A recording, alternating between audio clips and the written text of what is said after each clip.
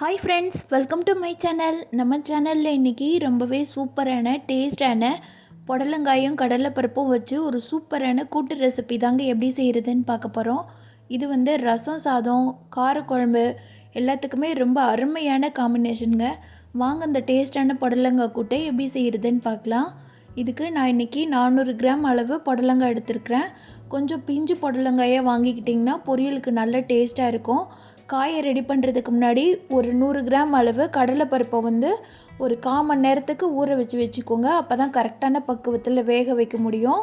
கடலைப்பருப்பை ஊற வச்சுட்டு காயை வந்து பீல் ஆஃப் பண்ணிக்கலாம். கடலைப்பருப்பை கழுவிட்டு ஊற வச்சுக்கோங்க.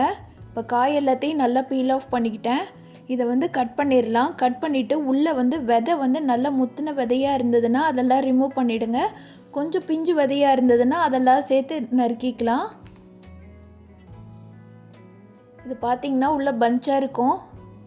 புடலங்கால விதை வந்து கொஞ்சம் பெருசாக தாங்க இருக்கும். வேணும்னா சேர்த்துக்கலாம், இல்லைனா அதை கீழே போட்டுடலாம். இது கொஞ்சம் பெரிய விதையாக இருக்கிறதுனால நான் இதை எதுவும் சேர்க்கலை. இதுலேயே கொஞ்சம் பிஞ்சு விதையாக இருந்தது அப்படின்னா நீங்கள் அதை சேர்த்துக்கலாம். நான் குழந்தைங்களுக்கெலாம் கொடுக்கறதுனால அந்த விதையை எடுத்துகிட்டு சேர்க்குறேன். நீங்கள் விதையோடையும் சேர்த்து சமைக்கலாம், ரொம்பவே நல்லா இருக்கும். இதை வந்து நான் கட் பண்ணுற மாதிரி கட் பண்ணிக்கோங்க. ரொம்ப பொடிசாக கட் பண்ண வேண்டாம். பொரியலுக்குன்னா நம்ம பொடிசாக கட் பண்ணுவோம். இது நம்ம கூட்டு பண்ணுறதுனால கொஞ்சம் பெரிய சைஸாக கட் பண்ணிக்கோங்க. அது மட்டும் இல்லை, நம்ம குக்கரில் வேக வைக்கிறதுனால காய் வந்து குலையக்கூடாது. அதனால் கொஞ்சம் பெரிய சைஸாக கட் பண்ணி எடுத்துக்கோங்க.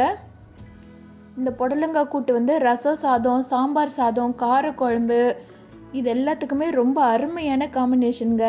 வெறும் ரசம் மட்டும் வச்சு இந்த புடலங்காய் கூட்டு வச்சு சாப்பிட்டோன்னா சும்மா அப்படி இருக்குங்க. காய் எல்லாத்தையும் நல்லா நறுக்கியாச்சு. கொஞ்சம் பெரிய சைஸாக நறுக்கியிருக்கிறேன் பாருங்கள். இந்த மாதிரி நறுக்கிக்கோங்க. இது எல்லாத்தையும் ஒரு குக்கரில் சேர்த்துடலாம். இது கூட நம்ம ஊற வச்சுருக்கிற கடலைப்பருப்பை சேர்த்துடலாம். கடலைப்பருப்புக்கு ஒரு 1/2 டம்ளர் அளவு தண்ணி ஊற்றி ஊற வச்சுருக்கிறேன். அந்த தண்ணியோடையே சேர்த்துக்கோங்க. இது கூட 1 ஸ்பூன் அளவு மஞ்சத்தூள், காய்க்கும் பருப்புக்கும் தேவையான அளவு உப்பு சேர்த்துட்டு லைட்டாக கிண்டி விட்டுருங்க. பருப்பு வந்து அடியில் போகிற மாதிரியும் காய் வந்து மேலப்பில் இருக்கிற மாதிரியும் கிளறி விடுங்க. அப்போ தான் பருப்பு வந்து சீக்கிரமே வேகும். காய் வந்து கரெக்டான பதத்தில் வெந்து வரும். இதை குக்கரில் வந்து 2 விசில் வச்சு எடுத்துடலாம். இப்போ இதுக்குண்டான மசாலா ஐட்டம் ரெடி பண்ணிக்கலாம். சின்ன வெங்காயம் ஒரு 5 சின்ன வெங்காயத்தை தோல் உரிச்சிட்டு 1/2 கட் பண்ணி வச்சுருக்கிறேன். ஒரு கைப்பிடி அளவு தேங்காய் சேர்த்துருக்குறேன். காரத்துக்கு வந்து பச்சை மிளகாய் 2 பச்சை மிளகாய் சேர்த்துருக்குறேன். இது கூட 1/2 ஸ்பூன் அளவு சீரகம் சேர்த்துக்கோங்க. இது எல்லாத்தையும் தண்ணி ஊற்றி நல்லா பேஸ்ட் மாதிரி அரைச்சி எடுத்துக்கலாம். இப்போ காய் வந்து 2 விசில் வச்சு எடுத்துட்டேன். ப்ரெஷர் எல்லாம் ரிலீஸ் ஆனோடனே பாருங்கள், கரெக்டான பதத்தில் வெந்து வந்திருக்கு. காயும் குலையலை, அதே நேரம் பருப்பும் நல்லா வெந்து வந்திருக்கு. இந்த மாதிரி வரணும் அப்படின்னா நீங்கள் கடலைப்பருப்பை ஒரு 1/4 மணி நேரம், குறைஞ்சது 1/4 மணி நேரமாவது ஊற வைங்க. ஒரு 20லேருந்து 30 நிமிஷம் ஊற வச்சிங்கன்னா பருப்பு நல்லாவே வெந்து வந்திருக்கும். கையில் எடுத்து நசுங்கினிங்கன்னா நல்லா நசிஞ்சு வரணும். அந்த மாதிரி வேக வச்சு எடுத்துக்கோங்க. இப்போ இதுக்கு ஒரு தாளிப்பு கொடுத்துடலாம்.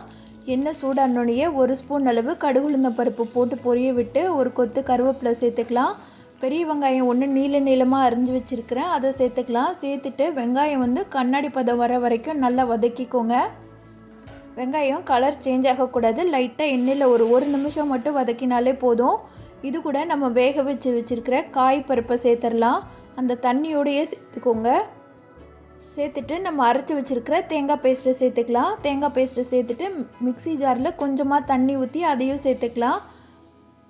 சேர்த்துட்டு எல்லாத்தையும் நல்லா மிக்ஸ் பண்ணி விட்டுடுங்க. இதை லைட்டாக ஒரு கொதி வந்தோடனே ஸ்டவ் ஆஃப் பண்ணிவிடுங்க. தண்ணி வந்து நிறைய சேர்த்திங்கன்னா ரொம்ப நேரம் ஆகும். அது மட்டும் இல்லை, நம்ம தேங்காய் சேர்த்துருக்கிறதுனால ரொம்ப நேரம் கொதிக்க விடுறது நல்லது கிடையாது. அதனால் தண்ணியோட அளவு கொஞ்சம் கம்மியாகவே சேர்த்துக்கோங்க. அப்போ தான் சீக்கிரமாக கூட்டு ரெடியாகும்.